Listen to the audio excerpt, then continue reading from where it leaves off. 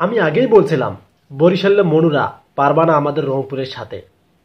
শুধুমাত্র একটা বোলিং আমাদের নাহিদ রানা, তার বোলিংয়ের পেজে বরিশালের মনুরা একদম গুটিয়ে গিয়েছে।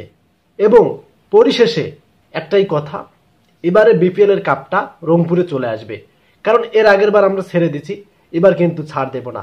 রংপুরের অডিয়েন্সরা অবশ্যই কমেন্টে জানিয়ে দেবেন। সো বিষয়টা হচ্ছে, আমরা দেখলাম ফরচুন বরিশাল কি টসে হেরেছে এবং আমাদের নুরুল হাসান সোহান ভাই টসে জিতে তারা ফিল্ডিং এর সিদ্ধান্ত নিয়েছে, একটা গুড ডিসিশন নিয়েছে। কারণ ফরচুন বরিশালের মধ্যে অতিরিক্ত ব্যাটসম্যান ছিল, 8 নাম্বার পর্যন্ত তাদের ব্যাটিং। সেক্ষেত্রে তাদেরকে যদি ব্যাটিংয়ে পাঠানো যায় এবং যদি রংপুর রাইডার্সের বোলিং আপটা সুন্দর করে, তাহলে ম্যাচটা কিন্তু জেতার সম্ভাবনা থাকে। আর এই নুরুল হাসান সোহানের কিন্তু ক্যাপ্টেন্সিটা কাজে লেগেছে।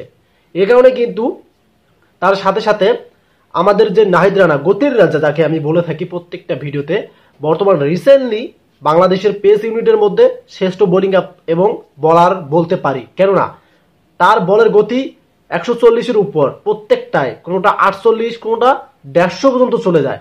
যখন 150 গতিতে বল করবে, যে কোনো ব্যাটসম্যান কিন্তু সেটা বল ফেস করা পসিবল হয় না।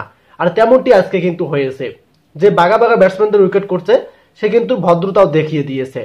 যখন তামিম ইকবালকে বোল্ড করলেন, তার কোনো সেলিব্রেশন নেই। এবং আরো যে ব্যাটসম্যানগুলো ছিল তাদেরকে, নাজমুল হাসান শান্ত, তাকেও কিন্তু উইকেট করেছে, কোনো সেলিব্রেশন নেই। এটা হচ্ছে ভদ্রতা। সো বিষয়টা হচ্ছে, যেহেতু রংপুরের সে প্লেয়ার আর রংপুরের মানুষ অবশ্যই ভদ্রতা দেখায়, এটা আমরা বলি বলতে অনেকে বলে। এখন আমরা দেখলাম আমাদের রংপুর রাইডার্স টানা 2টা ম্যাচ কিন্তু জয় পেল, আর এদিকে ফরচুন বরিশাল একটা জিতেছে, একটা হারে গেল। সো খেলাধুলার মধ্যে হার জিত থাকবে। সো অনেকেই আবার ফরচুন বরিশালের অডিয়েন্স বলবেন যে আপনি কন্টেন্ট ক্রিয়েটর হয়ে শুধু একটা দলের দিকে টানতেছেন।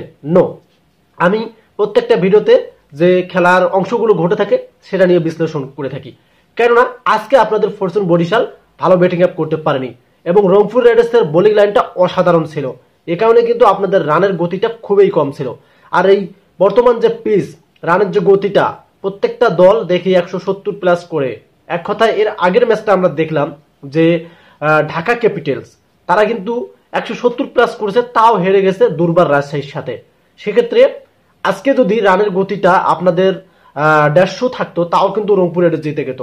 কারণ রংপুর রাইডার্সের প্ল্যানিংটা চেঞ্জ হয়েছে, ব্যাটিং আপটা সুন্দর হয়েছে এবং তাদের বোলিং আপটা অসাধারণ হয়েছে।